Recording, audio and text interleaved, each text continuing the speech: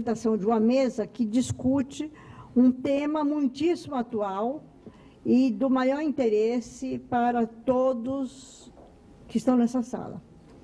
Situação atual da pós-graduação de ciências, de ensino de ciências e educação matemática. E para fazer uma reflexão a respeito desse tema, mais que situação atual, é também o que significa, epistemologicamente, essa área de ensino de ciências e matemática, quais os benefícios para a sociedade.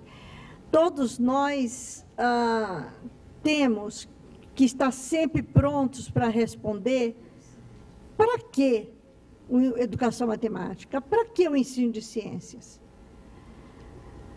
Porque a matemática e a física, ou a biologia e a química dão conta do ensino. Então, essa mesa ela tem um papel importante para todos nós ao trazermos uma reflexão sobre a área de ensino de ciências e matemática, e, em particular, a situação atual dessa área no cenário nacional. E, para tanto, nós vamos chamar para compor a mesa 2 professores muito queridos, pessoas referências nas áreas que atuam.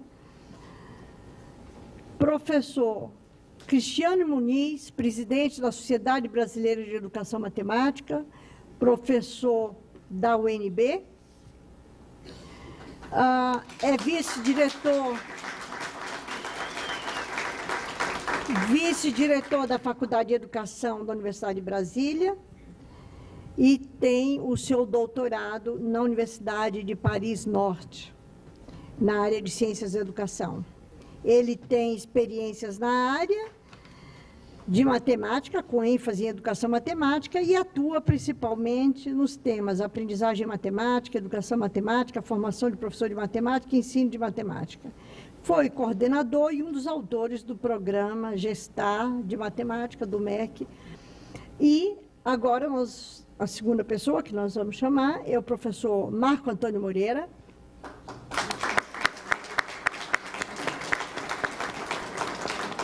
Professor do Instituto de Física da Universidade do Rio Grande do Sul, desde 67, e um dos coordenadores do doutorado internacional na área de ensino de física com a Universidade de Burgos. O professor Marco Antônio Moreira é doutor em ensino de ciências pela Universidade de Cornell, participou da Comissão de Educação da União Internacional de Física Pura e Aplicada, de 75 a 98, integrou o Comitê de Educação do CNPq de 93, 95, depois 99 a 2001, mas é uma referência que é sempre chamada para essas comissões e momentos de crise para discutir definições na área de ensino de ciência e matemática.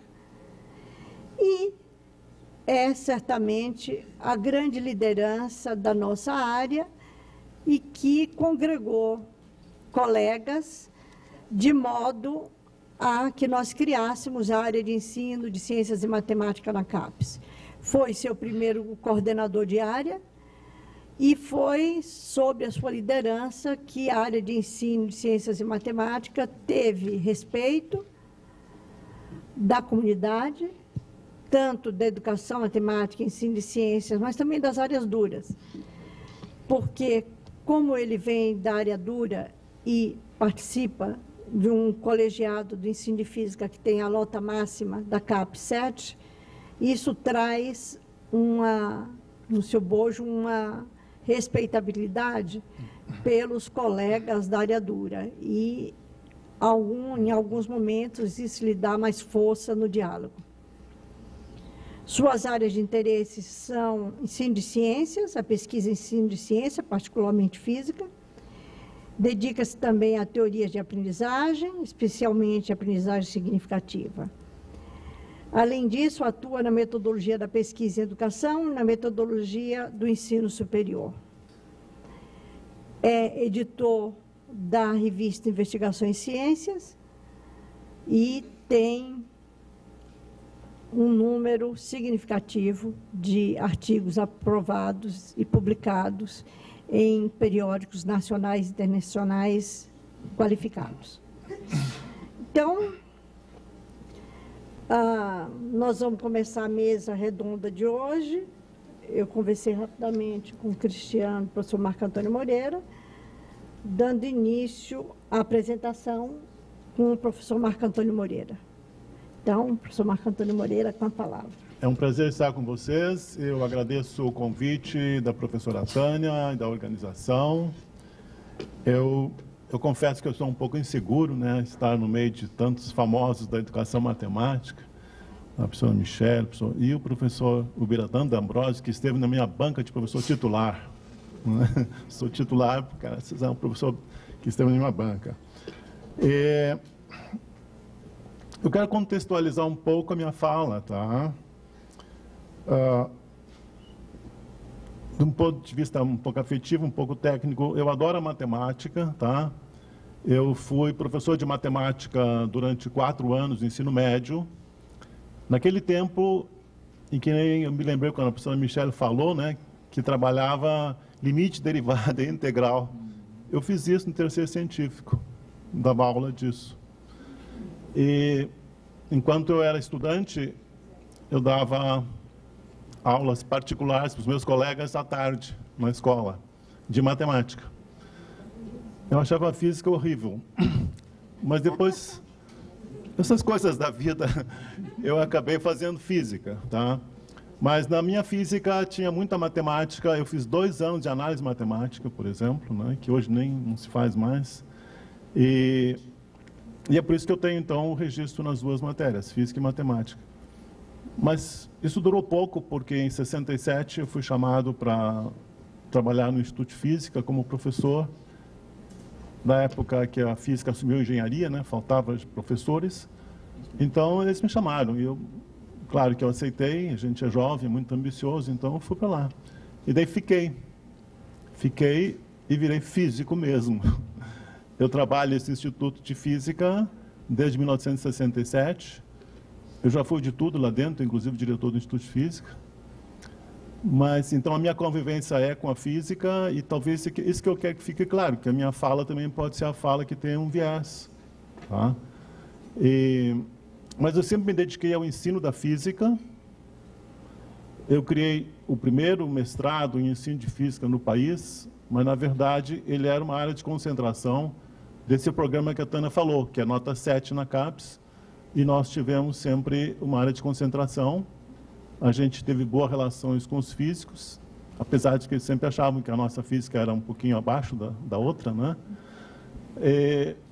E depois, mais tarde, nós acabamos criando o nosso programa, então, de modo que hoje nós temos 2 programas, um de física e um de ensino de física, dentro da mesma instituição, dentro do Instituto de Física, né? Do ponto de vista assim, mais epistemológico, sei lá, eu sou taxado pelos meus colegas de conteudista. Eu não tenho vergonha disso, porque eu acho que se eu não estou ensinando algum conhecimento de física, então o meu trabalho não tem muito sentido. Eu sou professor de física, eu continuo dando aulas de física geral, tá? E eu acho que tudo que eu faço, tudo que eu aprendi de teoria de aprendizagem, que eu hoje até tenho livros publicados, é para facilitar a aprendizagem de algum conteúdo declarativo ou procedimental dentro da física, né? E essa é uma das críticas que eu tenho à pesquisa hoje, em ensino de ciências.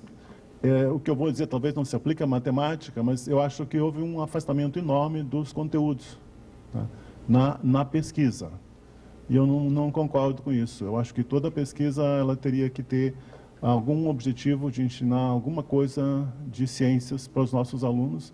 Minha perspectiva é libertadora. Eu acho que se aprender ciências é um direito de todos e, portanto, eu tenho essa luta. Infelizmente, tem sido uma luta perdida, né, porque eu vejo que hoje em dia o discurso é socioculturalismo, o discurso é análise do discurso, que é linguística aplicada, o discurso é transdisciplinaridade, multidisciplinaridade, vários desses discursos que são importantes, mas que as pessoas que se metem aí acabam abandonando as ciências, abandonando a física, no meu caso.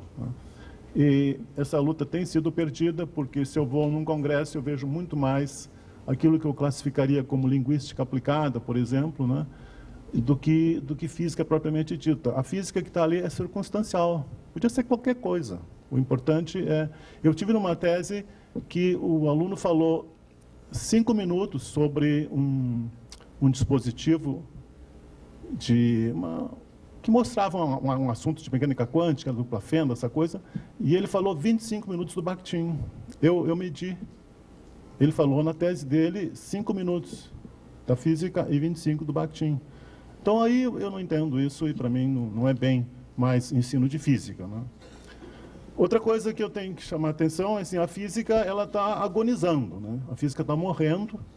A física passou de 6 horas de aula por semana para 2 e até 1. Tá? Não tem mais professor de física. Aqui em São Paulo tem mais professores de matemática dando física que professores de física mesmo. Tá? Então, aí eu pergunto, e a nossa pesquisa, o que ela contribuiu? A gente fica publicando, eu sou um grande publicador, tá? Agora, a gente fica publicando para os colegas, para os pares. As nossas publicações, elas não chegam à escola. Eu repito, eu posso estar errado em relação à matemática, mas em relação às ciências, em relação à física, o impacto na escola é zero, praticamente zero dessa pesquisa. Por outro lado, a nossa pesquisa em ensino de ciências, ela tem internacionalmente cerca de 50 anos e ela é forte, Nós temos revistas muito boas, nós temos congressos, temos associações, temos tudo aquilo que o Turing fala de um fórum institucional e tudo aquilo que os colegas têm das áreas duras, nós copiamos, nós somos publicacionistas, nós temos associações, temos periódicos indexados com A1, etc, etc. Mas é para nós mesmos, é para os colegas isso, não sei, o impacto na sala de aula é mínimo, o envolvimento dos professores é mínimo. Obviamente, a gente sabe a situação dos professores no país, tá?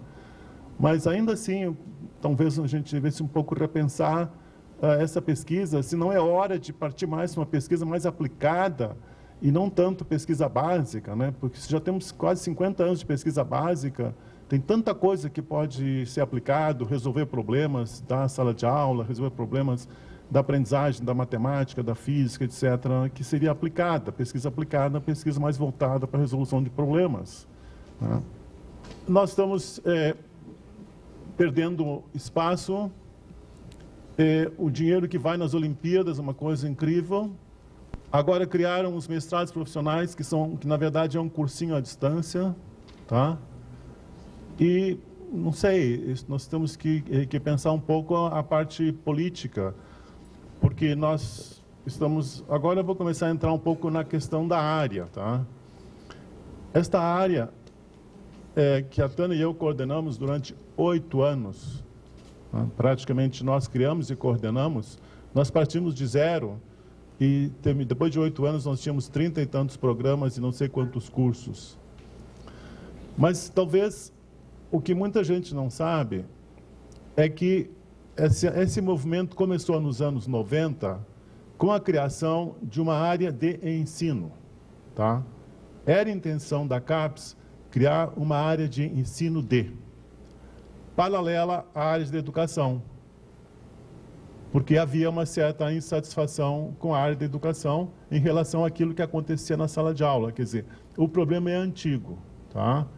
Havia uma preocupação da CAPES com ações mais perto da sala de aula. Então, foi criada uma comissão, eu participei dessa comissão, coordenei essa comissão, para nós criarmos na CAPES uma área de ensino.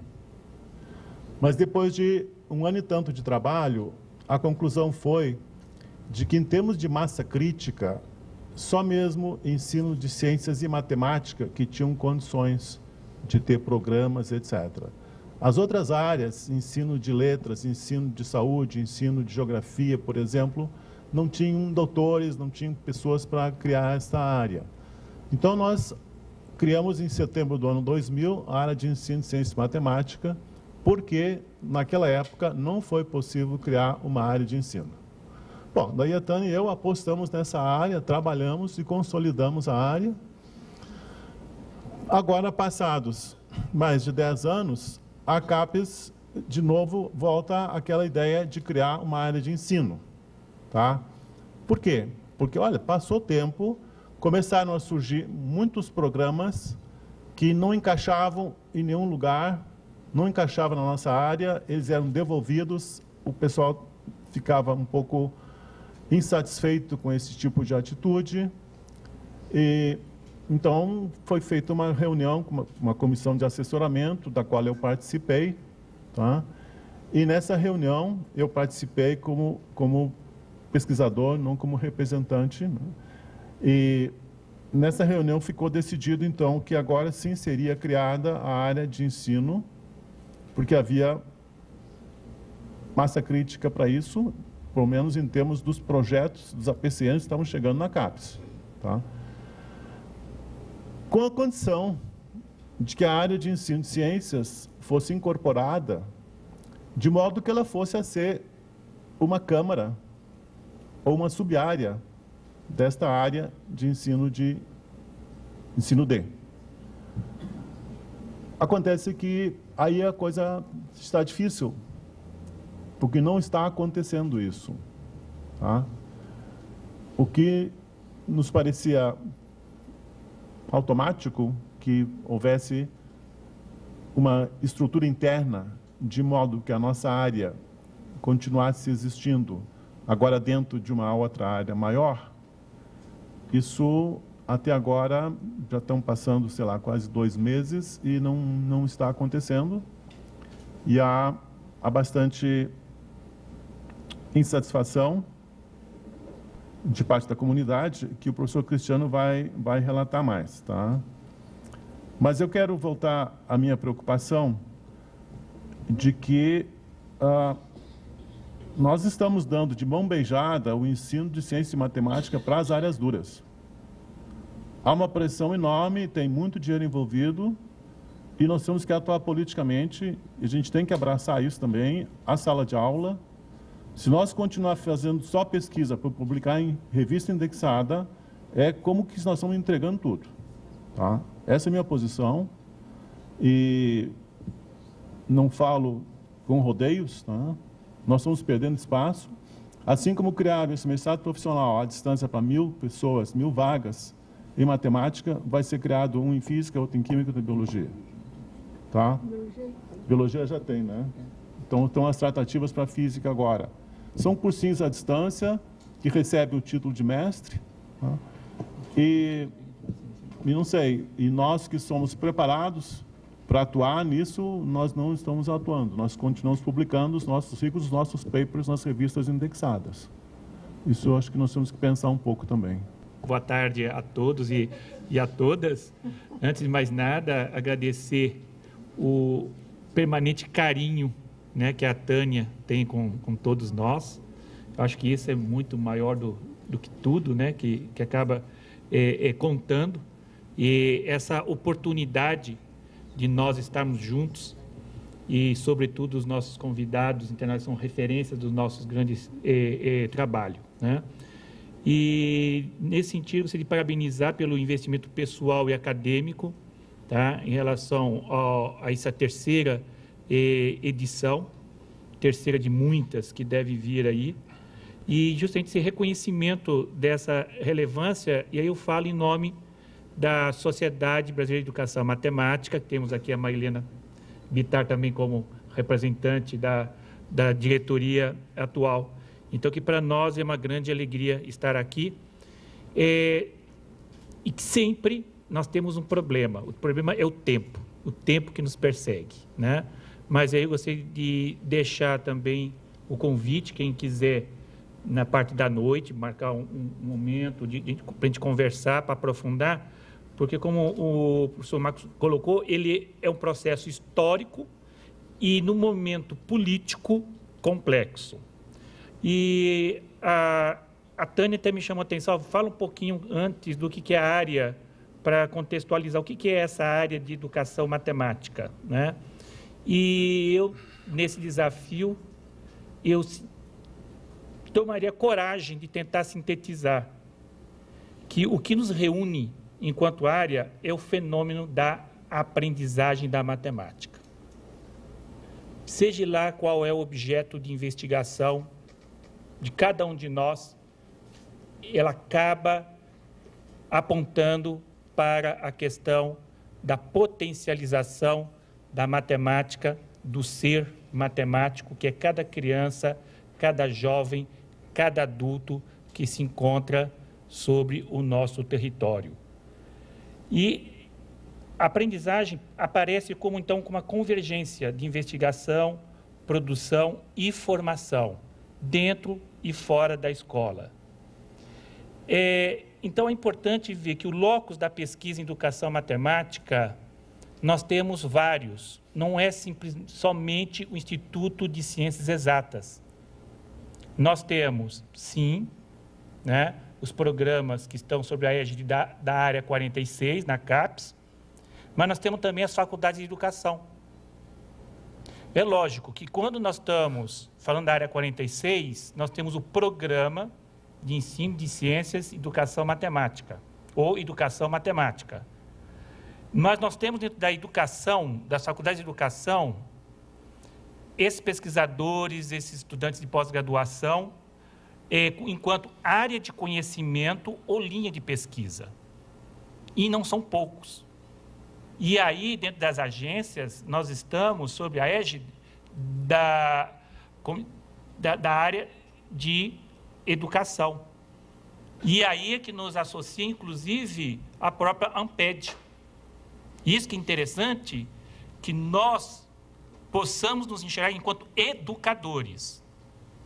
E, enquanto educadores, nós assumimos a matemática como um objeto de desenvolvimento humano. E é esse espaço que nós temos como pesquisa. E temos outros espaços dentro da sociologia, psicologia. Quantos mestrados e doutorados com objeto em educação matemática nós temos na psicologia. E aí nós temos, então, várias sub-áreas dentro da educação matemática. Nós temos, como o próprio professor Marco Antônio colocou, a questão de ensino muitos estão preocupados com o ensino de geometria, ensino de álgebra, ensino, aprendizagem do número, da estrutura do sistema de numeração decimal, a questão da história, mas a história sempre pensando na questão da aprendizagem, a etnomatemática, psicologia, formação de professores, novas tecnologias, educação estocástica ou educação estatística, organização do trabalho pedagógico, e a gente vai num rol muito grande de sub-áreas. É lógico que muitas sub-áreas ainda precisam de fomento, e o fomento não é só de dinheiro, é de interesse e de organização. Por exemplo, educação infantil. Nós precisamos investir mais em educação infantil, educação matemática e educação infantil. A educação de jovens e adultos. Educação inclusiva. Eu não estou negando que existam pesquisadores com objeto nesses campos, mas são campos que nós precisamos melhor organização. Então,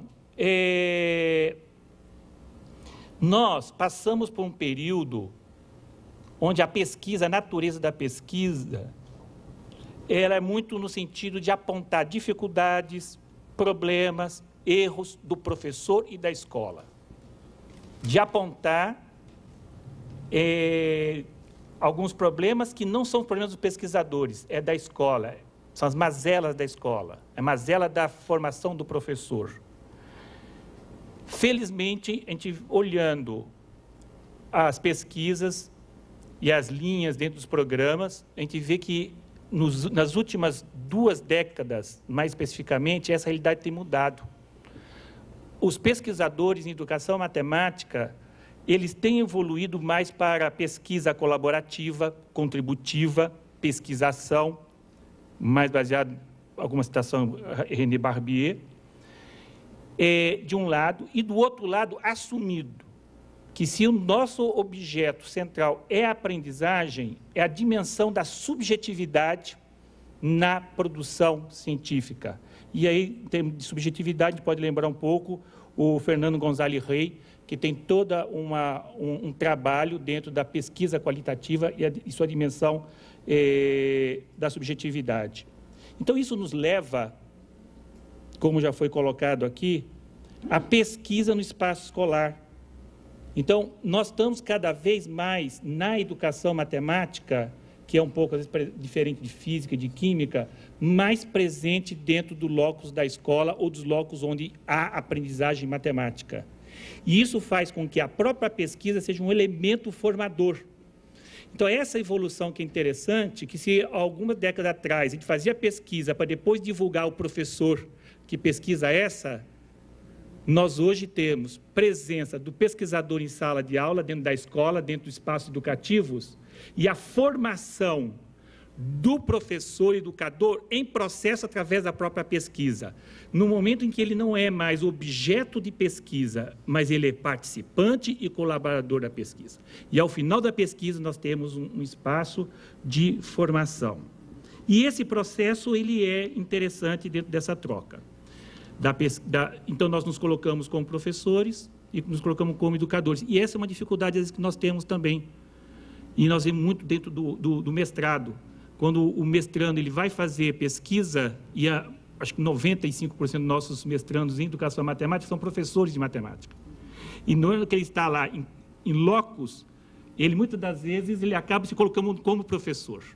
Então, essa relação do pesquisador com o objeto é uma dinâmica interessante. Bom, então, voltando aí, essa questão que está posta, nós temos que ver, então, que os nossos programas ou estão na educação ou estão nessa área 46, que é ensino de ciências e matemática dentro da CAPES. Isso traz à tona uma discussão entre ensinar matemática e educar pela matemática.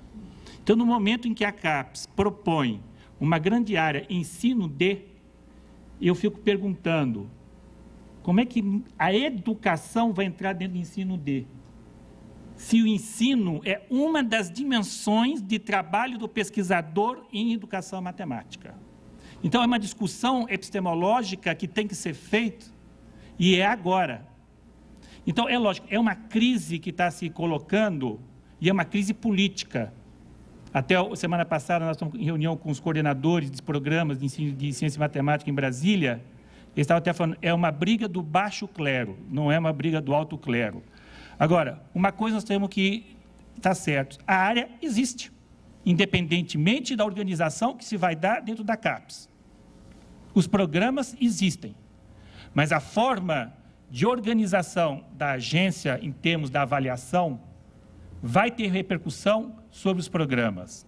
Então, é por isso que nós precisamos estar atentos, estarmos participando de como é que vai se dar essa evolução. Agora, é interessante que toda crise tem o seu lado positivo.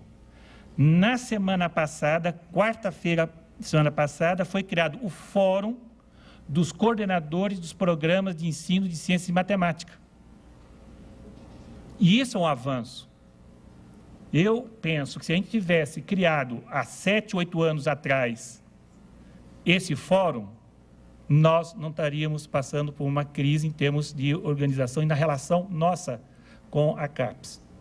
Por outro lado, isso mostra, isso o Marco Antônio estava conversando comigo até hoje de manhã, essa necessidade de nós pesquisadores não ficarmos fechados só no nosso loco de pesquisa, mas nós ganharmos também de competência e habilidades para trabalhar com as políticas públicas.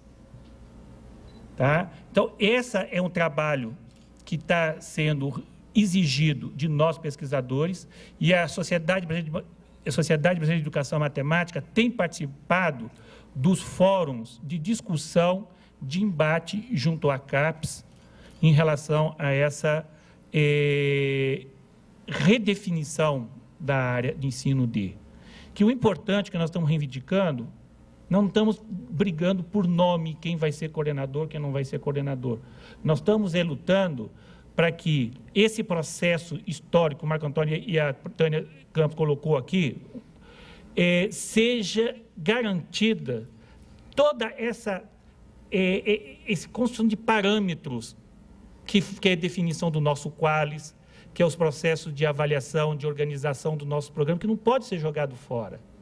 E é interessante quando o professor Lívio, que é o diretor da área de avaliação, e quando nós reunimos com ele há 3 semanas atrás, na CAPES, ele falou, não, vocês devem estar felizes, porque a reorganização está tomando como parâmetro o sucesso da Área 46. Tá, mas e daí?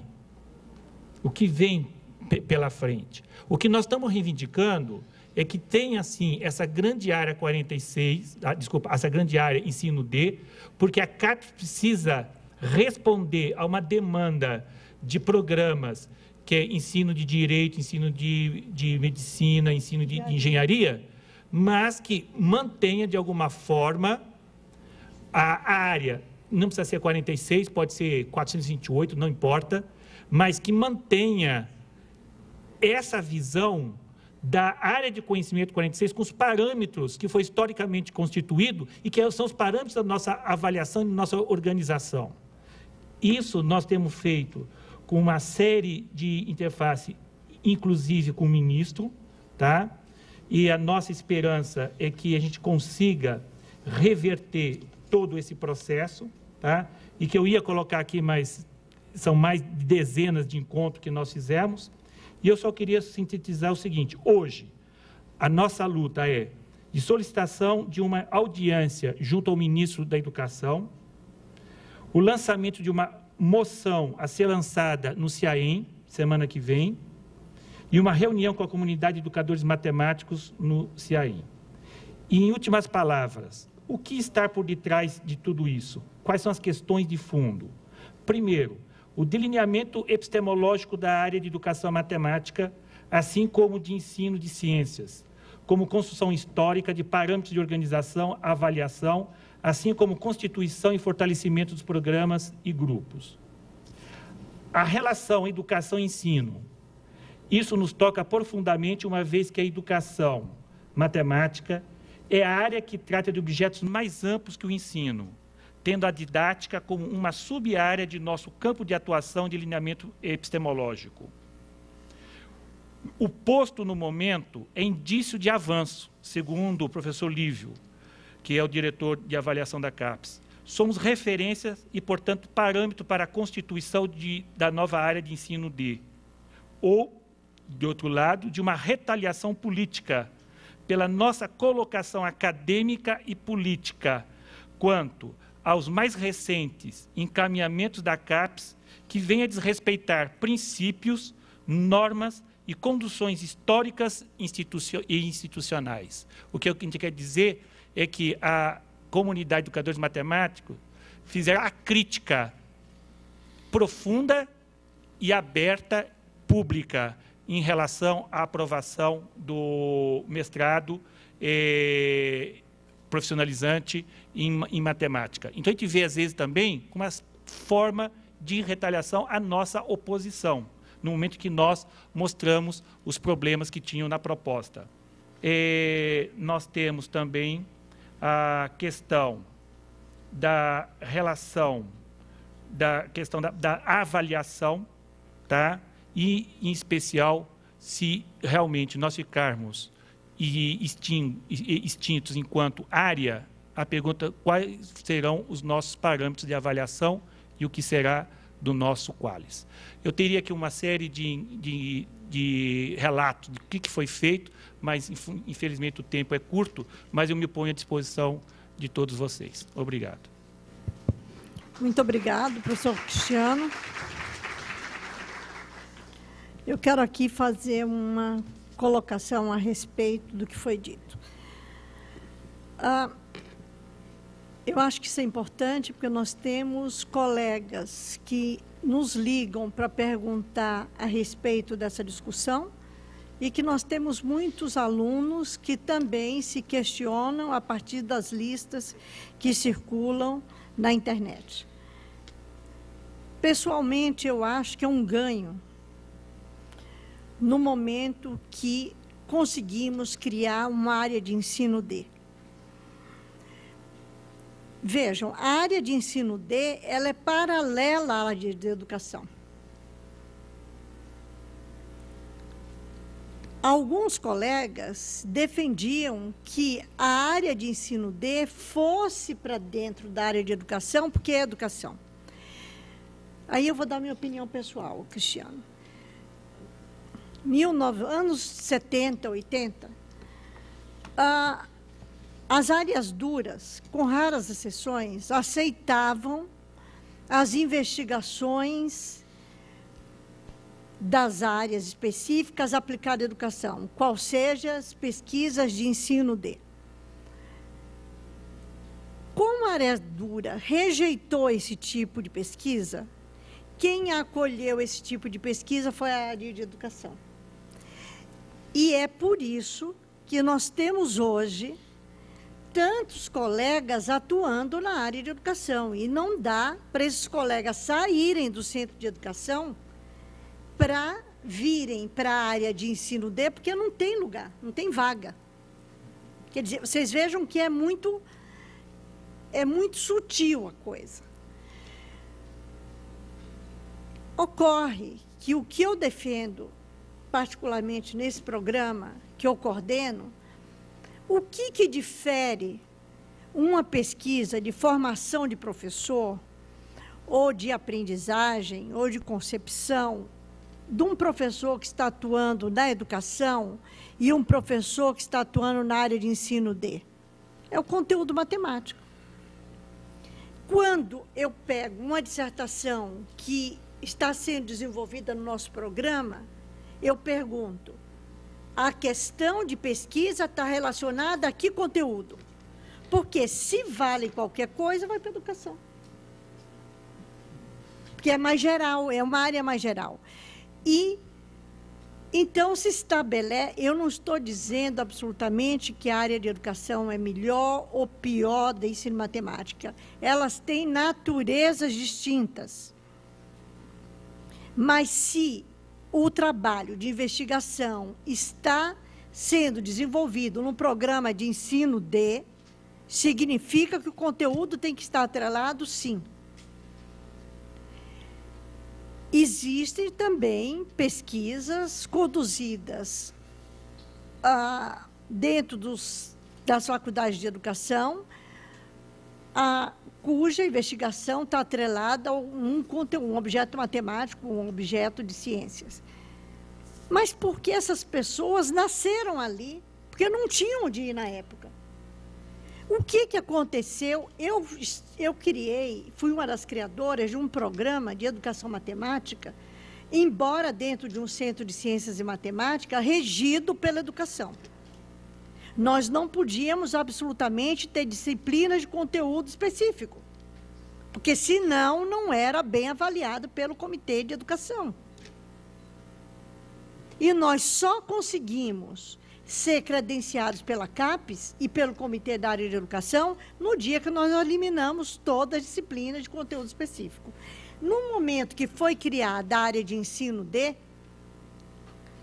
a exemplo, o programa da Uniban, nós temos disciplinas de conteúdos específicos que levam em conta resultados de pesquisa relativas a esses conteúdos. Então, existe aí uma fronteira, e quem convive nessa área hoje? Está claro que são colegas que estão nos centros de educação e colegas que estão nos centros de ciências exatas, ambos atuando na área de educação matemática. Mas o ideal é que, desculpe, na medida que vocês vão morrendo na área de educação, porque vão morrer um dia, e daí os novos doutores, eles comecem a atuar dentro da área de educação matemática. Agora, como a área de educação matemática é transdisciplinar na sua concepção, ou seja, ela nasce na confluência de diferentes áreas, tais como educação, psicologia, sociologia, matemática e etc., o que acontece? Aqui não existe justaposição. Aqui é uma área criada na Confluência, onde, por exemplo, a psicologia cognitiva nos auxilia a compreender como a criança aprende fração. Ou como ou um adulto, um aluno do ensino superior, entende o que é um integral. Veja, existe um conhecimento construído na confluência dessas áreas, mas o ideal é que não exista essa bipartite como existe hoje. Pessoas que atuam na educação, com o chapéu da educação, querendo ou não, dependendo da universidade. Eu vou dar um exemplo, a Unicamp. Unicamp, que nós temos aqui o professor Biratana Ambrosio, emérito professor da Unicamp, ela tinha uma área de concentração na educação, que era educação matemática, e essa área foi dissolvida. Onde estão os pesquisadores da área de educação que atuam em educação matemática hoje? Cada um nos diferentes linhas de pesquisa da educação. E isso não é só na Unicamp. Me permite um parênteses? Mais que um parênteses, se eu permito. E justamente essa ideia da mesa, em cima do que a Tânia está colocando, hoje nós temos uma consequência forte em relação à composição dos docentes dentro dos departamentos. Né? Porque nós temos a formação do professor na departamento de matemática e nós temos a formação matemática do pedagogo. Hoje, quem faz um mestrado, doutorado, num programa de educação matemática dentro de um Instituto de Ciências Exatas, eles têm as portas abertas para fazer o concurso para ir para o departamento de matemática. No meu caso, que eu sou matemático de formação, mas fiz o meu doutorado em ciências exatas, eu não teria como fazer um concurso para ir para o departamento de matemática, porque eles fecham as portas para aquele que não tem o mestrado e doutorado num programa. E no momento em que, são reflexões de uma mesa redonda, que nós temos que estar refletindo sobre isso, no momento em que não tiver mais a questão desses locos e tivermos o ensino né, até que ponto nós podemos repensar o próprio espaço dentro da universidade, no sentido de que a gente possa abrir novas perspectivas de acesso, de composição dentro do corpo docente do departamento de matemática. Tá? Então, essa é uma discussão que tem 40, 50 anos dentro do Brasil. Então, a gente não sabe até que ponto as consequências que nós vamos ter, inclusive da composição futura dos docentes dentro dos cursos de licenciatura. O professor Cristiano tem razão nesse ponto de vista. Eu estou falando do pós-graduação. Eu ainda não estava discutindo a questão da licenciatura. Não, mas que depende de quem... Sim, mas de todo jeito, as universidades federais hoje não aceitam para concurso, a sua maioria, concurso de educador matemático, está lá, vaga, educação matemática. Se o fulano não tem uma graduação em matemática, ele não pode prestar. Por quê? É como ensinar a nadar em uma piscina.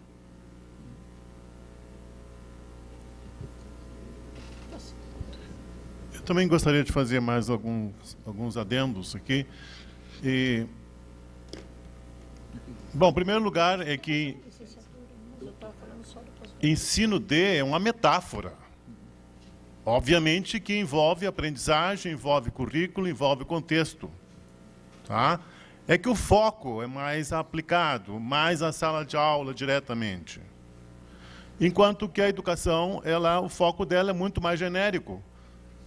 Cristiano, pode ser que não seja na Faculdade de Educação da UNB, pode ser que não seja na Educação Matemática, mas a Faculdade de Educação, de um modo geral, internacionalmente, ela tem uma fama de ser muito genérica e não ter aplicações, entende?